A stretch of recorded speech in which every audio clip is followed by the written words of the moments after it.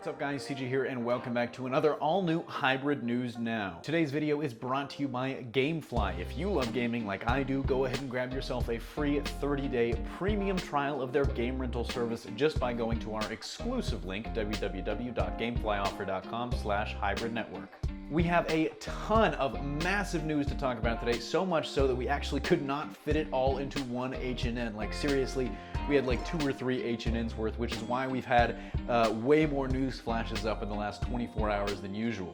First up, a massive teaser for the 4-night CW crossover event gave us our first look at the Dominators and Deathstroke's return, then a massive character confirmation for Spider-Man Homecoming, and finally a certain Phantom Menace foe gets his very own comic series.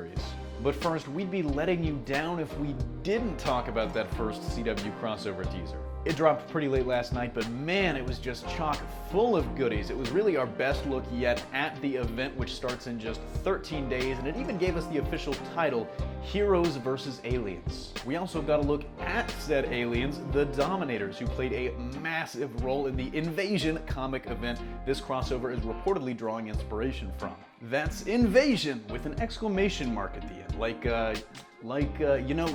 Jeb. In that event, the Dominators led an alliance of aliens called the Alien Alliance. Apparently, Earth is the home of all the good ad agencies in the universe.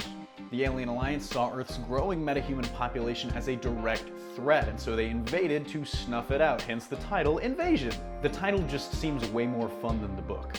And it remains to be seen whether or not this event is going to feature more alien races than just the Dominators, but at this point I kind of doubt it. From Barry's line about World War Z zombies, it seems like these Dominators are going to be more of a physical threat than the strategic leaders they were in the comics. But even still, they nailed the look from the comics, so for that, CW, pat yourself on the back. Another thing the trailer revealed was the return of a certain fan-favorite villain from the CW-verse. Yep, that's right, Slade Wilson himself, Deathstroke the Terminator, seems to be returning in some way, shape, or form during the 4-episode crossover. And we have no idea about how that's going to happen, zero idea about how he's going to be back, because if you remember, currently he's stuck in that Argus secret prison on the island. Oh, and then there was that whole other thing about Slade's actor, Manu Bennett, not being crazy about how the character was handled on the show and then voicing it publicly. So we don't know if he'll be back under the mask, but it does look like somehow the character will be back. And you know what? Let's go ahead and make that the comment question of the day. How do you think Deathstroke returns in the 4-night crossover event? And in our next story, we finally have a confirmation of a long-standing character rumor for Spider-Man Homecoming. And for this news, I've got to set the scene. Let me take you back to July and San Diego Comic-Con. The sun was shining, the news was breaking, and everybody seemed to want to know about the Spider-Man Homecoming cast. Because outside of Marissa Tomei playing Aunt May, and Tom Holland of course playing Peter Parker, we had zero idea who anybody else was playing. Well, after a super secretive Marvel panel, we seemed to know more about the movie and more about the cast, but conflicting reports kept cropping up. In some of those reports, Jacob Batalon, who you've probably seen in some set photos, was rumored to be playing Ned Leeds. Leeds in the comics is a character who goes on to become the villain, the Hobgoblin, but before that he was actually just a Daily Bugle co-worker of Peter Parker's. And those rumors went unconfirmed until now. Batalon himself took to a local TV interview in his home state of Hawaii to confirm that he is in fact playing Ned Leeds. But for more, let's take a look at his quote. Well, Ned Leeds. I play Peter Parker's best friend in the film. We are both in high school, we're both about 15, and it's just about Peter dealing with being a superhero and going through puberty. He still has to worry about homework, he still has to worry about his crush liking him while trying to save someone who's probably in a burning building. So there you have it, Ned Leeds confirmed.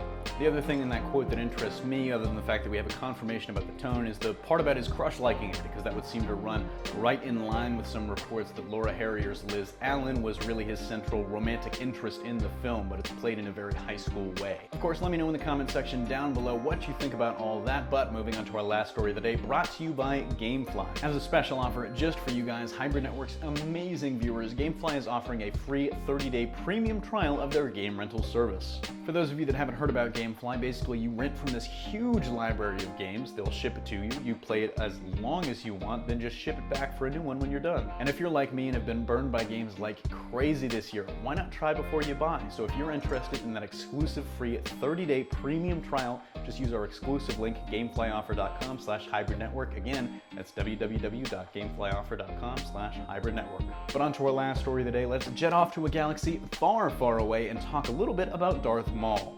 In line with the great Star Wars comics coming out of Marvel recently, like Darth Vader, the Phantom Menace's menacing Sith apprentice will be getting his very own comic series coming in February of next year. The series, from author Cullen Bunn and artist Luke Ross, will take a look at a largely unexplored period of Maul's life, his time as Darth Sidious's secret apprentice. In the book, he's taking on some of the galaxy's worst criminals as a way of continuing his training because Sidious doesn't want him hunting down the Jedi yet. While we don't know too much about the series yet, we do know that he'll take on his own apprentice in the form of a Jedi Padawan who he frees from a crime lord. And honestly, this is a title that I'm already planning on picking up. I mean, I love Maul. He's probably the best part of the Phantom Menace, which isn't saying much, but really the plot is very, very interesting, and it vibes with a novel that I've read that some of you might have heard of, Darth Maul Shadowhunter. The stories aren't exactly carbon copies, but it's kind of Maul in that same underworld, grimy, gritty criminal setting in his early days as an apprentice, and that's really, really interesting to me. The major bummer is that this is only going to be a 5-issue miniseries. But that'll do it for today's H&N. Thanks for watching. Don't forget to smash that like if you like what you saw. Subscribe for more great content every single day. And if there's ever a story you want us to talk about, just hit us up in the comments section down below